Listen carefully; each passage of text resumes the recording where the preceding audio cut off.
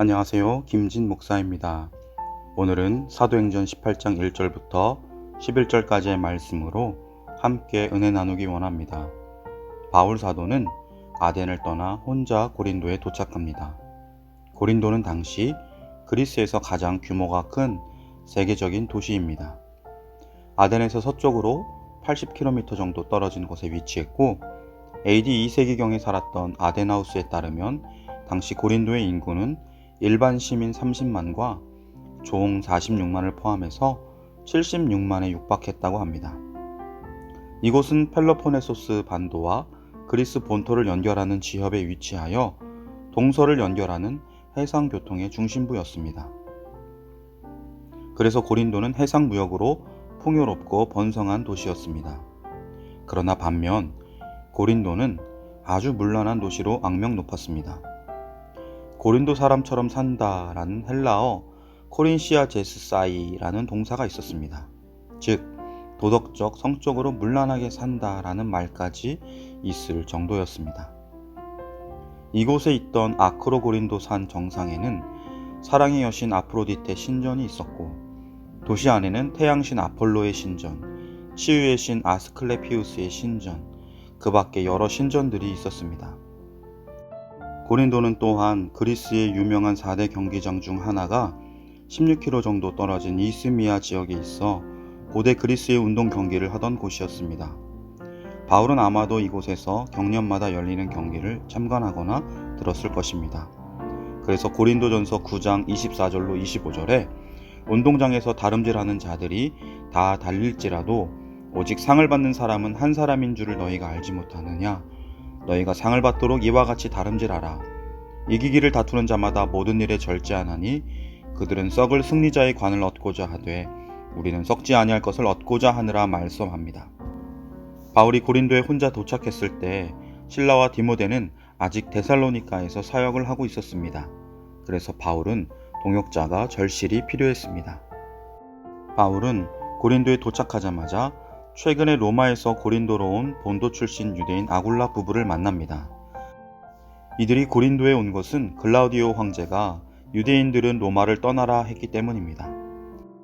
바울은 아굴라와 브리스길라 부부를 만나서 이들과 업이 같은 천막 만드는 일을 했습니다.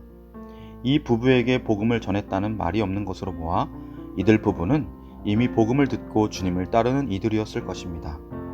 4절에 바울이 안식일에만 선교 활동을 본격적으로 한 것은 평일에는 아굴라 부부와 함께 점포에서 천막 만드는 일에 전념했기 때문일 것입니다.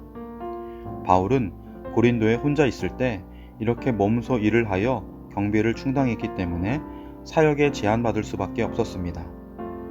그러던 중 마게도냐에서 실라와 디모데가 합류하여 바울을 돕습니다. 5절에 바울이 하나님의 말씀에 붙잡혀 라고 말씀합니다.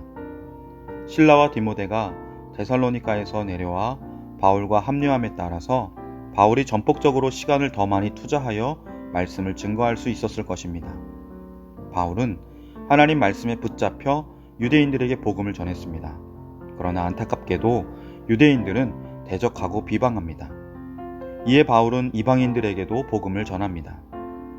하나님을 경외하는 디도 유스도라는 이방인의 집이 회당 옆에 있었는데 바울은 그곳에서 복음을 전합니다. 회당장이었던 그리스보도 온 지방과 더불어 예수님을 믿게 되었고 수많은 고린도 사람들도 믿고 세례를 받았습니다.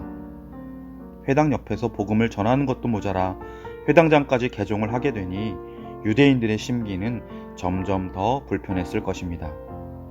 그러던 중 바울은 밤의 환성 중에 주님께서 두려워 말고 침묵하지 말고 말하라.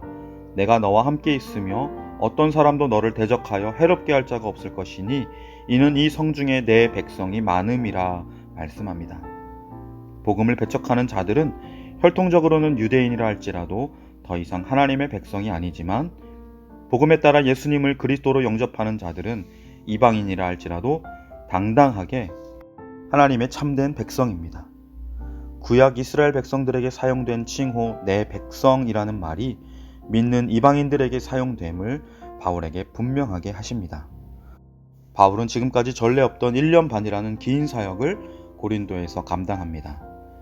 사랑하는 성도 여러분, 하나님의 말씀에 붙들려 복음을 위한 삶을 온전하게 살 때에 때로 대적과 비방받는 일을 만나기도 합니다. 그러나 우리 주님의 약속은 변함없습니다. 세상 끝날까지 함께 하신다는 약속을 따라 성령 하나님께서 늘 함께 하십니다. 주의 복음을 들을 자들에게 들려지게 하시고 주님께 돌아올 자들을 돌아오게 하십니다. 우리는 누가 주의 택한 백성인지 알지 못하나 성령께서는 다 하시고 역사하십니다.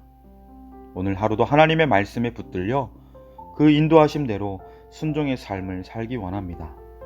예수 사랑을 입술로 삶으로 전하기 원합니다. 성령 하나님께서 하나님의 때에 아름다운 생명의 열매를 맺게 하실 줄 믿습니다. 두려워 말고 담대히 주님과 동행하는 복된 하루 되시길 간절히 축복합니다. 기도드리겠습니다. 사랑하는 하나님 아버지, 우리는 연약합니다. 주님의 동행하심 안에 큰 평안과 기쁨과 담대함으로 오늘 하루 보내신 그 사명의 자리에서 말씀에 붙들려 순종의 삶 살게 하여 주옵소서. 진실하게 하시고 사랑하게 하시고 우리 모습 속에 예수님을 비추게 하옵소서. 주님의 영광이 드러나게 하옵소서. 우리의 오늘 하루를 받아 주옵소서. 예수님의 이름으로 간절히 기도드립니다. 아멘.